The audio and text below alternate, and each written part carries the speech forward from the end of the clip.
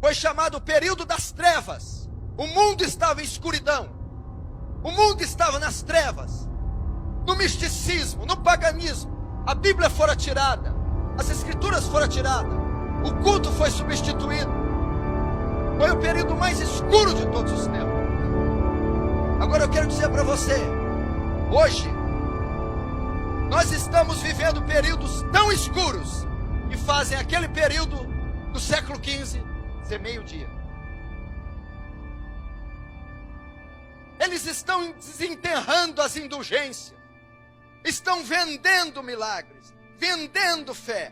A Bíblia foi substituída por distorções, substituída por heresias, blasfêmias em nome de Deus.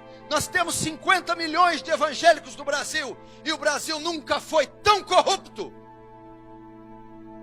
nunca bebeu tanta iniquidade como ele bebe.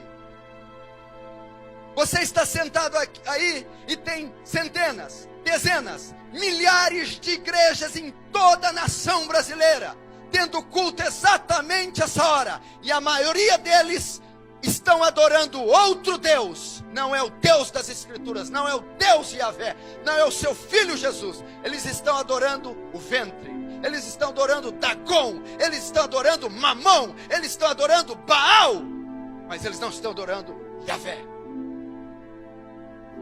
1 Reis diz: eles fizeram para si ídolos, estão adorando o Deus que eles fizeram, um Deus que atende a demanda, um Deus que supre sua necessidade, um Deus que dá carro, que dá casa, um Deus que dá casamento, um Deus que cura, um Deus que dá felicidade, um Deus que faz entrarmos em êxtase, um Deus que não repreende, um Deus que não castiga, um Deus que não corrige, um Deus que não exorta, um Deus que é só amor. Esse não é o Deus das Escrituras.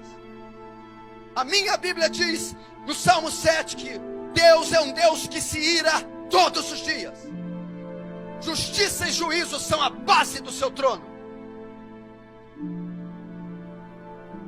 Estamos vivendo dias assim, dias onde o aborto, a fornicação, o adultério, o divórcio, tanto fora como na igreja, atinge os mesmos índices.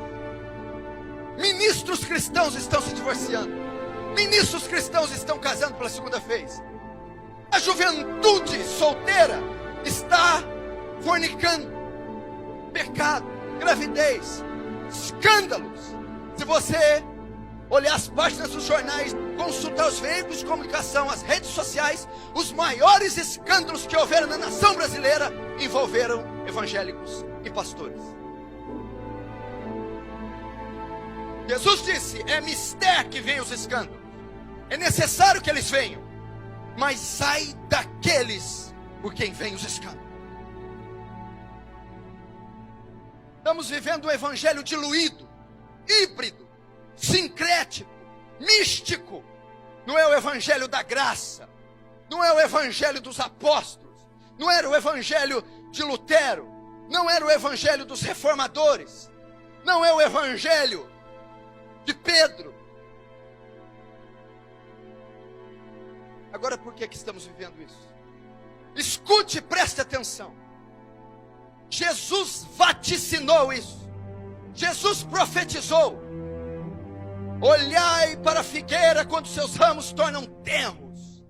Quando vede todas essas coisas, sabei que está próximo às portas. Isso são sinais do fim. Jesus está voltando. Nunca uma geração esteve tão próxima da vinda de Jesus como a nossa. Seguramente essa geração contemplará o maior evento da humanidade, a volta de Jesus nessa terra. Ele não deu data precisa, hora certa, mas ele disse que alguns sinais evidenciariam o seu retorno, para que a igreja não fosse pega de surpresa. Mas por incrível que pareça, ainda com todos os sinais evidentes, explícitos, temos alguns cristãos dormindo, pecando, andando em carnalidade, cegos para a condição do mundo e da igreja. temos tantas evidências apocalípticas que você não tem ideia. Ele disse que haveria evidências na natureza. De 10 anos para cá, nunca houveram tantos terremotos, enchentes e furacões de tão grande escala como nos últimos 10 anos. Nos últimos 40 anos, nós tivemos mais terremotos do que em toda a história da humanidade. O tsunami varreu 300 mil pessoas. Terremoto enchente no Japão, no Chile, matando e devastando milhares e centenas de milhares. Sinais na economia. Você viu que os Estados Unidos da América mostrou a fragilidade naquela crise financeira da hipoteca, dos aluguéis. O mundo inteiro emperrou, sentiu o abalo de uma nação, mostrando a fragilidade financeira. Cumprimento profético que diz que na volta de Jesus haveria uma crise econômica mundial. Terceira evidência: a volta do Filho do Homem será semelhante aos dias de Ló. Onde Ló morava? Sodoma e Gomorra. O que predominava em Sodoma e Gomorra? A sodomia, o homossexualismo. Jesus disse que próximo da volta haveria uma explosão de homossexualismo. Capa da revista Veja, Daniela Mercury anuncia o seu casamento com outra mulher em Portugal, trazendo um escândalo e estimulando dezenas de milhares de outros a essa prática. Cumprimento profético: haveria uma explosão de homossexuais, lésbicas, a sociedade aprovando kit gay. Quarto, a volta do Filho do Homem será semelhante aos dias de Noé. Comiam e bebiam, compravam e vendiam, casavam-se e davam-se em casamento. O povo ia estar preocupado com os deleites, financiamento do carro, shopping, computador, o cabelo, a casa, a comida, o jantar, a família. Haveria uma indiferença entre o povo. E saber de Apocalipse, de Jesus, de Evangelho, de vida eterna. Haveria uma indiferença, uma frieza. Por se multiplicar a iniquidade, o amor de muitos se esfriaria. Uma inafetividade coletiva. O homem hoje é frio. O homem hoje é indiferente. O homem hoje é vaidoso. O homem hoje é avarento. Isso está dentro da igreja. Pessoas estão comendo e bebendo, comprando e vendendo. Estão frias. O pai não ama mais o filho. O filho não ama mais o pai. A mãe não se importa com a filha. A esposa não ama o marido. Pessoas frias convivendo dentro de um lar. Não há oração dominical. Não há oração nas refeições. Não há beijo. Não há abraço. Não há calor. Não há carinho. Lares divididos. Completamente frios. Marca do fim. Você já viu hoje? Quantas pessoas se divorciam? Casam pela segunda vez? Se explodiu no mundo. Agora o curioso é que está acontecendo dentro da igreja, onde Jesus repudia o divórcio. Malaquias capítulo 2, eu, Senhor, repudio o divórcio. Jesus, citando Gênesis, diz: o que uniu Deus, o homem não separa. Pelos ministros, pastores, líderes, estão se divorciando, na maior cara de pau, e se casando de novo, como se isso fosse normal. Marca do fim. Quer ver outra? Não será assim a volta de Jesus. Paulo em Tessalonicenses: não será assim antes que venha a apostasia e se manifeste o homem do pecado. Essas duas coisas são as principais para Jesus voltar. Uma das grandes marcas que Jesus está voltando é a ascensão de um governo único, mundial, de uma moeda única e de um governante único, o anticristo. Satanás vai levantar um governo poderoso, vai promover uma moeda única, o 666. E vai levantar um ditador, vai levantar um déspota, vai levantar o profeta do diabo para governar esse mundo. 2013, Roma, Vaticano, um dos cardeais de Ratzinger, Turkson, ele diz: só há um jeito de resolver a crise mundial. Vocês precisam criar um sistema monetário único, precisam criar um governo mundial e precisa ter uma personalidade para governar o mundo: o anticristo. Eu não estou dizendo de Bíblia, profecia, visão que o irmão teve, notícia que saiu de Roma. Estão preparando o caminho. Seguramente esse homem pode já estar vivo, pode ter seus 40 anos. Jesus está voltando. Acorda, igreja. Estão aí as profecias evidenciando. Olha a natureza, olha a economia, olha as famílias.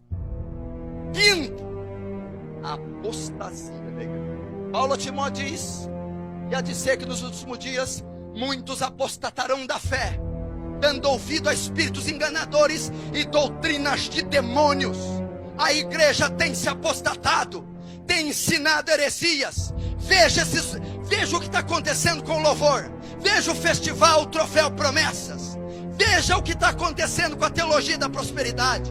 Veja essa bruxaria que está sendo feita em nome de Jesus. Veja os escândalos. Veja a lavagem de dinheiro, o tráfico de arma. Veja os adultérios, os escândalos envolvendo o nome de Jesus.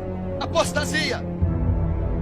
Você tem hoje um culto antropocêntrico, um louvor antropocêntrico. O homem é o centro, ao invés de ser teocêntrico, cristocêntrico. Veja as melodias, as letras dessas músicas de hoje. Para mim, em mim, meu, para mim. Louvor consiste em dizer quem Deus é e o que Deus faz. O louvor de hoje, ele atinge o ego do homem. Culto antropocêntrico, campanha para satisfazer a vontade do homem. Eles não perguntam mais o que é certo, perguntam: dá certo?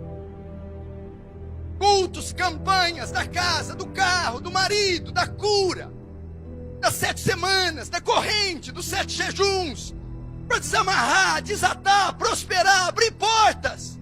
Ao invés de ser um culto em louvor e adoração a Deus, vamos jejuar para a glória de Deus, vamos entrar em vigília para as almas serem salvas, vamos nos ajuntar para oferecer nossos corpos como sacrifício vivo, santo e agradável a Deus. O culto é em honra de Deus, o culto é para a glória de Deus, o louvor é para a glória de Deus.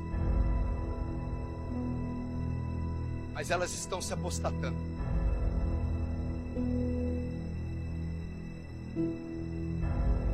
Liga a TV, programas evangélicos, 99% heresias e blasfêmias. Aquilo não é evangelho, aquilo é outro evangelho, aquilo é um anátema. Não se engane, Satanás se transfigura de anjo de luz para enganar.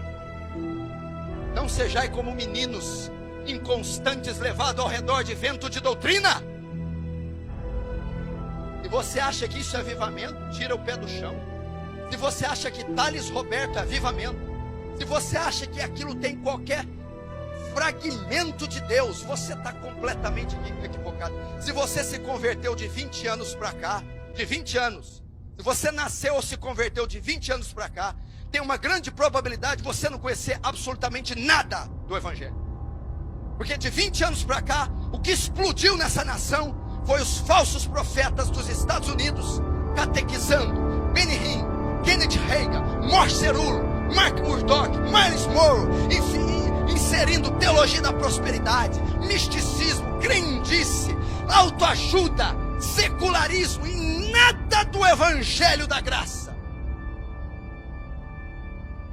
Uma doutrina que não enfatiza pecado, A obra mais importante do Espírito não é mencionada nesses ministérios. O Espírito, quando vier, convencerá o homem do pecado, da justiça e do juízo. Não é provocar êxtase em ninguém, não. Não me lembro de Paulo tendo êxtase.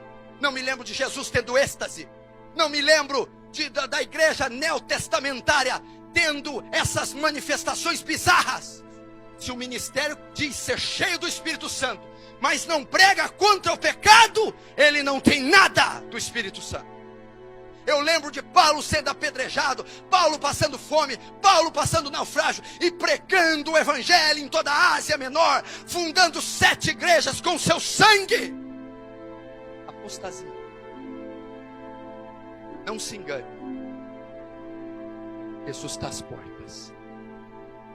Jesus está voltando. Se você tivesse uma noçãozinha o quão próximo Ele está, você mudaria radicalmente a sua vida a partir de hoje. Se você tivesse ideia o quão próximo está a segunda vinda de Jesus, você mudaria. Se você então percebeu agora por esses dados que a volta de Jesus está próxima, que os sinais são explícitos e evidentes, o que você tem feito com a sua vida? Louco! Amanhã pedirão a tua alma. O que tens preparado? Para quem será?